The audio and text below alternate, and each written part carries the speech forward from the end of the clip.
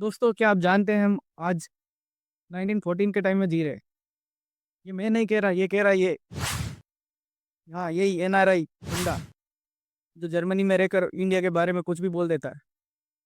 इसने एक वीडियो निकाला है धुरंधर को प्रोपागेंडा साबित करने के लिए। उसमें इसने मोदी जी को हिटलर की उपाधि दे दी है। इसने धुरंधर के डायरेक्टर आदित्य धर को नाजी डायरेक्टर और फिल्म मेकर लेनी से कंपेयर किया है और अपने आप को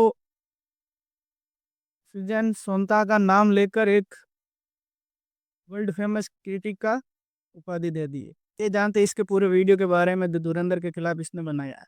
इसने धुरंधर को एक प्रोपागेंडा फिल्म साबित करने के लिए अपनी एक मूवी निकाली है जिसने इसका नाम रखा है बवंडर। फिल्म में इसने मोदी जी को सीधा सीधा आईएस से मिला हुआ बता दिया। मोदी जी को सीधा सीधा देश का गद्दार बता दिया। पुलवामा अटैक का सीधा सीधा जिम्मेदार मोदी जी को बता दिया। हुआ यूं था कि इसके पास कुछ कंटेंट नहीं था। इसको प्रोपागेंडा फैलाने के लिए फंडिंग भी आ चुकी थी और इसको इतना एआई कोर्स भी प्रमोट करना था। तो इसको पता था धुरंधर फिल्म ब्लॉकबस्टर चल रही है, तो इसने अपना प्रोपागेंडा फैलाने और एआई कोर्स को प्रमोट करने के लिए एक सीधा रास्ता चुन लिया कि ये एक धुरंधर को प्रोपागेंडा फिल्म साबित कर देगा और अपने वीडियो को इंगेज कर लेगा। अपने वीडियो को डालने से पहले इसने एक ट्वीट भी किया और एक घोषणा कर दी कि एक यूट्यूब वीडियो 300 करोड़ के फिल्म को मेल्ट डाउन कर देगा। लेकिन इसको ये मालूम था कि धुरंधर पहले ही 500 करोड़ कमा चुकी है। फिर भी इसने ऐसा किया ताकि व्यूअर्स इसके वीडियो की तरफ इंगेज हो सके। ये अपने वीडियो में नाजियों की हिटलर की बातें करता है जो कि मूवी से रिलेटेड कहीं पे भी नहीं। इंटेलिजेंस एजेंसीज क्रिमिनल्स को हायर करती हैं। क्या कोई भी देशभक्त इंटेलिजेंस ऑफिसर इस एनआरआई को समझो भाई, ऐसा पहले कई बार भी हो चुका है। अजीत डोभाल ने एक बार दाऊद को मारने के लिए भी छोटा राजन का सहारा लिया था, लेकिन वो फेल हो गया, उसको मुंबई पुलिस ने पकड़ लिया। कई बार ऐसे खुफिया मामलों में इस तरह के एसओटी को हायर किया जाता है जो वक्त आने पर उनको डिनाइड किया जा सके। यह है दोस्तों कि भारत सरकार ने कंसिस्टेंटली ऐसे सभी क्लेम्स को रिफ्यूट किया है। 2016 का यह आर्टिकल देखिए, भारत सरकार ने पाकिस्तान के जासूस वाले दावों को रिजेक्ट किया। इसके मुताबिक तो ये होना चाहिए कि कोई भी देश अपना एजेंट भेजे दूसरे देशों में तो उन देशों को सूचित करना चाहिए कि हम आपके पास हमारा एजेंट भेज रहे हैं, वो ऐसे ऐसे काम करेगा आपके देश में। हमले को दिखाया जाता है, असली न्यूज़ फुटेज के साथ दिखाया जाता है। आतंकी और उनके हैंडलर्स की रियल लाइफ ऑडियो रिकॉर्डिंग्स तक इस्तेमाल की जाती है। इवन पाकिस्तान के शहर लाइल में जो गैंगस्टर्स दिखाए गए हैं, बाबू डकैत, रहमान डकैत, उजैर, इस नाम से रियल लाइफ में गैंगस्टर्स रहे हैं और पुलिस वाला चौधरी असलम भी रियल लाइफ में कैरेक्टर रहा है। एनआरआई को मिर्ची लग गई कि फिल्म में रियल इवेंट क्यों दिखाए गए। डकैत की मौत 9 अगस्त को ही हुई थी। वो पुलिस ऑफिसर चौधरी असलम के इनकाउंटर ऑपरेशन में मारा गया था, लेकिन फिल्म में ऐड किया गया कि भारत का एक फिक्शनल सीक्रेट एजेंट इसमें शामिल था। दिखाया है कि रहमान डकैत के मरने से पहले उसे हॉस्पिटल तक लेकर आया, लेकिन असलियत में ऐसी कोई न्यूज़ रिपोर्ट नहीं। भाई इसको कोई जाके फिल्म दिखाओ। हमजा कौन था पूरे रहमान डकैत की गैंग को भी नहीं मालूम था, जो उसके साथ रहते थे उनको भी नहीं मालूम था, पूरे पाकिस्तान को नहीं मालूम था। तो न्यूज़ तो गैंग और इनकाउंटर की आएगी ना मेरे भाई। कैबिनेट मिनिस्टर ने नोट छापने की मशीन को फॉल्टी बताया और फिर वो मशीन पाकिस्तान पहुंच गई, जबकि इस बात का रत्ती भर भी कोई सबूत नहीं है। कोई भी ऐसी न्यूज़ आपको नहीं मिलेगी ऐसा कुछ भी हुआ हो। अगर आप ये कहोगे कि उस समय ये खबर बाहर कैसे आती, लेकिन 2014 के बाद से तो मोदी सरकार आ रखी है, अगर उस समय कुछ ऐसा भाई पहली बात तो पूरी फिल्म में कहीं में भी मशीनों का जिक्र भी नहीं है। इसमें केवल जिक्र है तो उन प्लेटों का, नोट छापने वाली प्लेटों का। रही बात मोदी सरकार आने के बाद, तो तुमने देखा ही होगा 2016 में नोटबंदी वो इसी के तहत हुई थी। 26/11 हमले से पहले इंटेलिजेंस इनपुट्स मौजूद थे। ये बात सच है। जैसे कि यूके के एक डिफेंस और सिक्योरिटी थिंक टैंक आरयूएसआई का नवंबर 2009 का आर्टिकल देखिए। इसमें बताया है कि कुछ इंटेलिजेंस इनपुट्स मौजूद थे, लेकिन बहुत स्पेसिफिक नहीं थे। पुलिस और कोस्ट गार्ड उन पर एक्शन नहीं ले सके। रेलवे प्रोटेक्शन फोर्स के पास पुरानी बोट राइफल्स थी। जो एलीट एनएसजी है, नेशनल सिक्योरिटी गार्ड, वो अटैक के 10 घंटे बाद पहुंच सकी, जिससे लॉजिस्टिक्स की कमी दिखती। भाई एनएसजी कमांडो को 10 घंटे लॉजिस्टिक की वजह से लेट नहीं हुआ, उनको लेट हुआ शिवराज पाटिल की वजह से। एक बार ये वीडियो जरूर देखो। के एयरक्राफ्ट में लोड हो गए।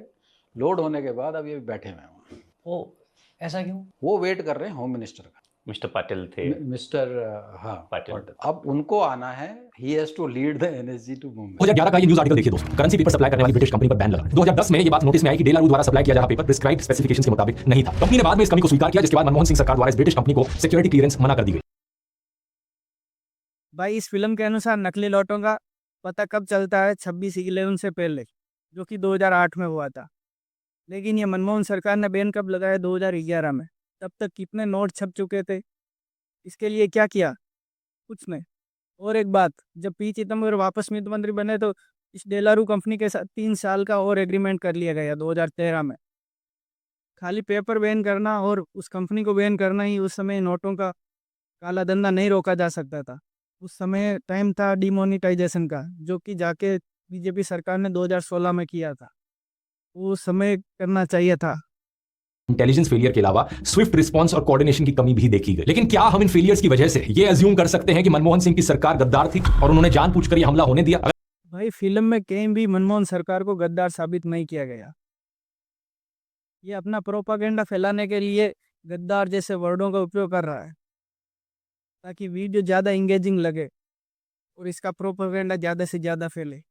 इंटेलिजेंस ऑफिसर का क्या? फिल्म में दिखाया जाता है कि इंटेलिजेंस ऑफिसर को पता चलता है कि भारत पर अटैक होने वाला है, लेकिन उसने सोचा कि ये सरकार तो गद्दार है, इसलिए छोड़ो, क्या ही कुछ करना, इस इन्फॉर्मेशन को बस अपने पास रख लेता हूं। सुशांत सिन्हा जैसे जोकर बता रहे हैं कि इस इंटेलिजेंस ऑफिसर अजय सान्याल का किरदार अजीत डोभाल से प्रेरित है। अजय सान्याल के गेटअप में माधवन के किरदार में लोगों को मौजूदा वक्त में भारत के एनएसए अजीत डोभाल की साफ-साफ झलक दिख रही है। 10 साल तक ऐसे ही खाली हाथ बैठे रहोगे और फ्री की सैलरी लेते रहोगे। भाई पहली बात तो जो इस फिल्म में जो ऑफिसर सीक्रेट की बात करता है वो नकली नोटों के बारे में होती है, न कि किसी अटैक के बारे में।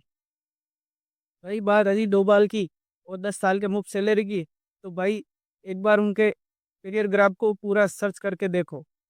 अजीत डोभाल सर 2005 में ही रिटायर्ड हो गए हैं। 2014 में वापस उनको एनएसए के तौर पर बीजेपी सरकार ने वापस अपॉइंट किया था। एक बार ये जरूर अपनी टीम को सर्च करने का बोलो। फिल्म में एक डायलॉग है जिसमें कहा गया है, हिंदुस्तान का सबसे बड़ा दुश्मन तो हिंदुस्तानी है। भाई ये डायलॉग तुम जैसे लोगों के लिए बनाया गया फिल्म में, क्योंकि तुम ही असली देश के दुश्मन हो। इसमें अपना प्रोपागेंडा फैला रहे हो, हिंदू मुस्लिम कर रहे हो, तुम ही हो असली देश के दुश्मन। बार बार फिल्म में आदित्य धर ने ये अस वर्सेस देम का नफरतखोर प्रोपेगेंडा डाला है। फिल्म में वो इंटेलिजेंस ऑफिसर भी कहता है कि वो लोग तो दंगा कर देंगे। फिल्म में अस वर्सेस देम का कहीं पे भी जिक्र नहीं है, ये तुमने सिर्फ प्रोपागेंडा साबित करने के लिए अपने वीडियो में डाला है। रही बात उस ऑफिसर के दंगों वाली बात पर, तो भाई 2007 में यूपी में उस टाइम ऐसा ही था जहाँ दंगाइयों और गुंडों का ही राज था। फिल्म में मां को भी मार डाला था। उसके एसोसिएट्स ऐसी चीजें करते थे जिसे शब्दों में बयां करना भी पॉसिबल नहीं है, लेकिन फिल्म में इसका कैरेक्टर एक अलग ही कूल स्वैगर के साथ निकल कर आता है। माथे पर जुल्फे छाई हुई हैं, डायलॉग बाजी करता है और उसका डांस इंस्टाग्राम पर वायरल हो जाता है। लोग रहमान डकैत को नहीं पसंद कर रहे, अक्षय खन्ना की एक्टिंग और उनके ओरा को पसंद कर रहे। उनके नाम पर वो रील बन रही है, न कि रहमान डकैत के नाम से। वायलेंस कोरियोग्राफी देखने को मिलती है। अगर आप उन लोगों में से हो जिनको एनिमल और धुरंधर टाइप की हाइपर वायलेंट फिल्में पसंद आती हैं, जरा अपने आप से सवाल पूछकर देखना। वायलेंस की बात कौन कर रहा है? जिसने नेटफ्लिक्स पर गैंग ऑफ वासेपुर और सेक्रेट गेम जैसे फिल्मों का प्रमोशन किया है। भाई तुम सिखाओगे हमें कौन सी फिल्म देखना है और कौन सी नहीं? क्या फैक्ट है और क्या फिक्शन, ऑडियंस ये नहीं जान पाती। भाई इसे लग रहा है लोग फैक्ट और फिक्शन के बारे में समझ ही नहीं रहे। इसे लग रहा है सभी इसकी ऑडियंस की तरह ही है, जो कुछ समझती भी नहीं।